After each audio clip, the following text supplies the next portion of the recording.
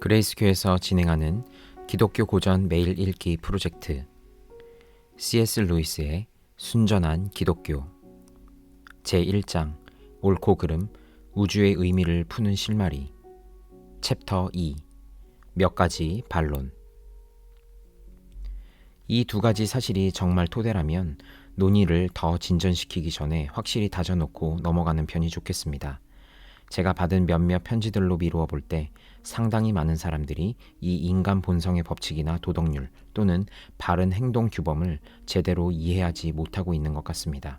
예를 들어 당신이 말하는 도덕률이란 사실상 인간의 집단 본능에 불과한 것으로서 다른 본능들처럼 발전해 온 것이 아닙니까? 라는 편지를 보내온 사람이 있었습니다. 저는 우리에게 집단 본능이 있다는 것을 부정하지 않습니다.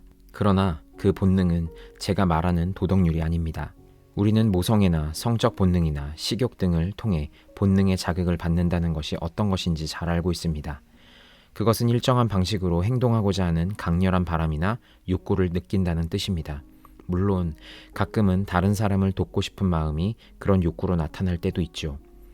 그런 욕구는 확실히 집단 본능에서 나오는 것입니다. 그러나 남을 돕고 싶은 욕구를 느끼는 것과 자기가 원하든 원하지 않든 도와야 한다고 느끼는 것은 아주 다른 일입니다. 위험한 지경에 처한 어떤 사람이 도움을 요청하는 소리가 들려온다고 합시다. 아마 여러분은 두 가지 욕구를 동시에 느낄 것입니다. 하나는 당장 달려가 도우려는 욕구요. 이것은 집단 본능에서 나온 것입니다. 다른 하나는 위험을 피하려는 욕구입니다. 이것은 자기 보존 본능에서 나온 것이죠. 그러나 여러분은 이 두 가지 충동 외에 도망치려는 충동을 누르고 도우려는 충동을 북돋으라고 말하는 제3의 무언가를 내면에서 발견하게 됩니다. 이처럼 그 두 본능 사이에서 판단을 내리며 그 가운데 어느 본능을 따라야 할지 결정하는 이것이 곧 그 두 본능 가운데 하나일 수는 없습니다. 언제 어떤 키를 눌러야 하는지 지시하는 악보가 곧 피아노 건반 키 가운데 하나일 수 없는 것과 마찬가지죠. 도덕률이 우리가 연주해야 할 곡이라면 본능은 단지 건반 키들에 불과합니다.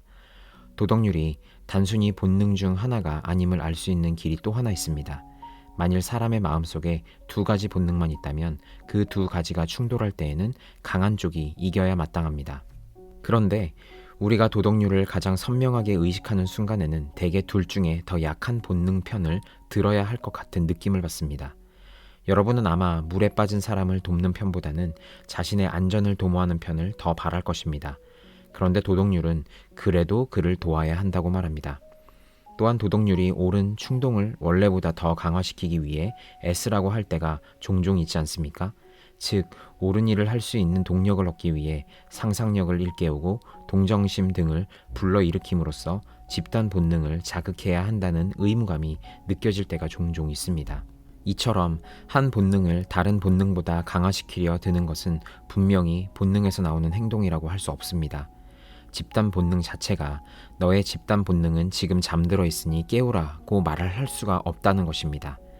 피아노 건반 키 자체가 자신을 다른 키보다 더 크게 치라고 지시할 수는 없습니다. 도덕률이 단순히 본능 중 하나가 아님을 알 수 있는 세 번째 길은 이것입니다. 만약 도덕률이 본능 중 하나라면 언제나 선하며 언제나 옳은 행동 규범에 일치하는 충동 하나를 우리의 내면에서 짚어낼 수 있어야 합니다. 그러나 그런 충동은 없습니다. 우리는 어떤 본능에 대해서든지 때로는 억누르며 때로는 북돋으라는 명령을 도덕률로부터 받습니다. 우리의 충동 가운데 어떤 것, 이를테면 모성애나 애국심은 선하지만 성충동이나 싸우려는 충동 등은 나쁘다고 말하는 것은 잘못입니다. 단지 싸우려는 충동이나 성충동을 억제해야 하는 경우가 모성애나 애국심을 억제해야 하는 경우보다 더 많은 것뿐입니다. 그러나 결혼한 남자나 군인처럼 의무적으로 성적 충동을 북돋우거나 싸우려는 충동을 북돋아야 하는 상황도 있습니다. 또 자녀를 향한 모성애나 조국을 향한 사랑을 억누르지 않으면 다른 이들의 자녀나 나라의 부당한 결과를 초래하는 상황도 있을 수 있습니다.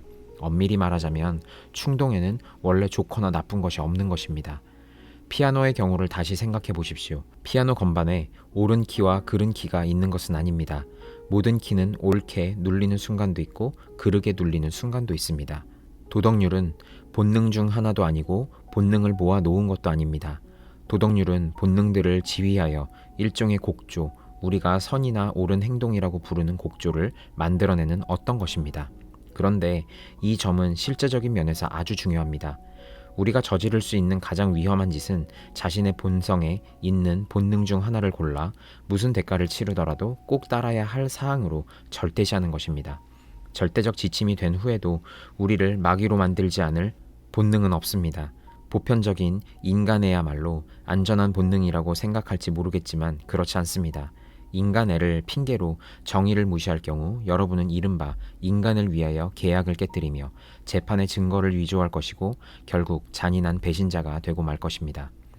제게 편지를 보내온 사람 중에는 당신이 말하는 도덕률이란 교육을 통해 우리에게 주입된 사회적 관습에 불과한 것이 아닙니까? 라고 묻는 이도 있었습니다. 저는 이 점에서도 오해가 있다고 생각합니다. 이런 질문을 하는 이들은 대개 부모와 스승에게서 배운 것이 있다 해도 그것은 단지 인간들이 만들어낸 것에 불과하다는 생각을 당연시하는 사람들입니다. 물론 이것은 사실이 아닙니다. 우리는 모두 학교에서 구구단을 배웠습니다.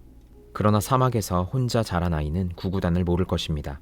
그렇다고 해서 구구단이 단지 인간의 관습, 즉 인간이 스스로 구성해낸 것으로서 인간이 원했다면 얼마든지 달리 만들 수도 있었다고 말할 수는 없지 않습니까?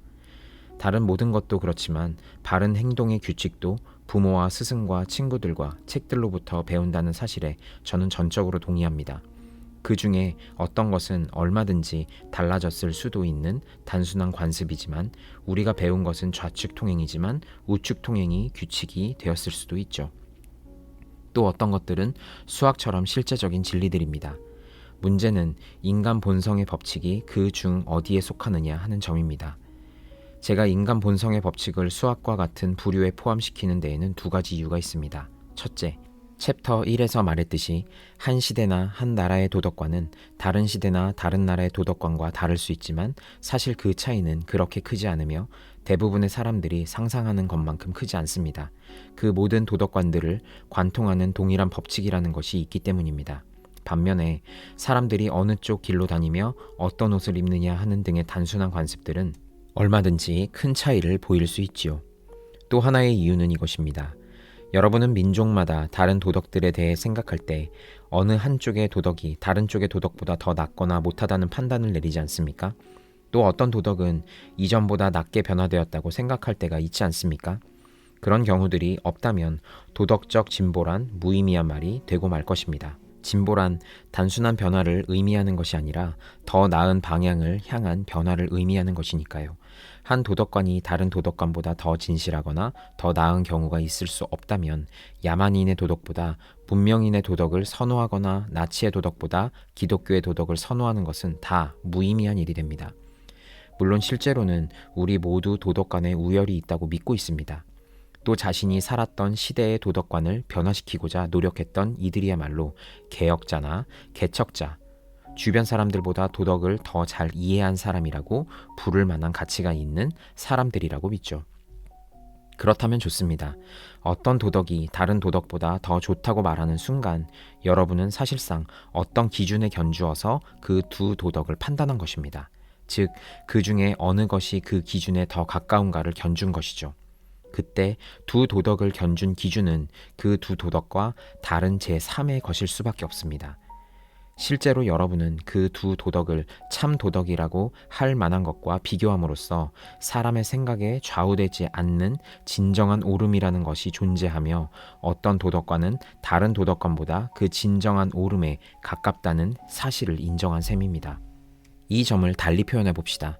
만일 여러분의 도덕이 더 참되며 나치의 도덕이 덜 참되다면 거기에는 반드시 그렇게 판단할 수 있게 만드는 그 무엇, 참 도덕이라 할 만한 것이 존재합니다.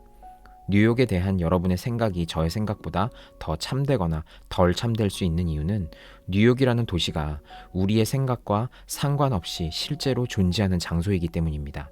만일 여러분이나 제가 말하는 뉴욕이 단순히 내 머릿속에서 내가 그려낸 도시라면 어떻게 한쪽이 다른 쪽보다 더 참되다고 말할 수 있겠습니까?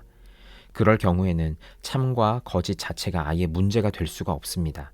마찬가지로 바른 행동 규범이 단순히 각 나라가 어쩌다가 승인하게 된 사항들에 불과하다면 한 나라의 승인이 다른 나라의 승인보다 더 올바르다는 말은 의미가 없어지며 세상이 도덕적으로 더 나아졌느니 나빠졌느니 하는 말 또한 의미가 없어집니다.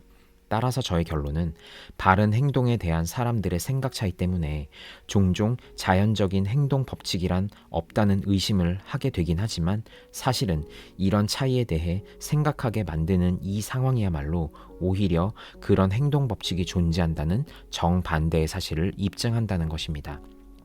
마지막으로 덧붙일 말이 있습니다. 제가 만난 사람들 중에는 도덕 간의 차이와 사실에 대한 신념 간의 차이를 구분하지 못한 탓에 도덕 간의 차이를 지나치게 과장하는 이들이 있었습니다. 예컨대 한 사람은 300년 전 영국에서는 사람들을 마녀로 몰아서 잡아 죽이는 일이 벌어졌소. 그것이 당신이 말하는 바 인간 본성의 법칙이나 바른 행동의 법칙이란 말이오? 라고 묻더군요. 분명한 것은 우리가 지금 마녀를 잡아 처형시키는 일을 하지 않는 이유가 이제 더 이상 마녀의 존재를 믿지 않게 되었기 때문이라는 사실입니다.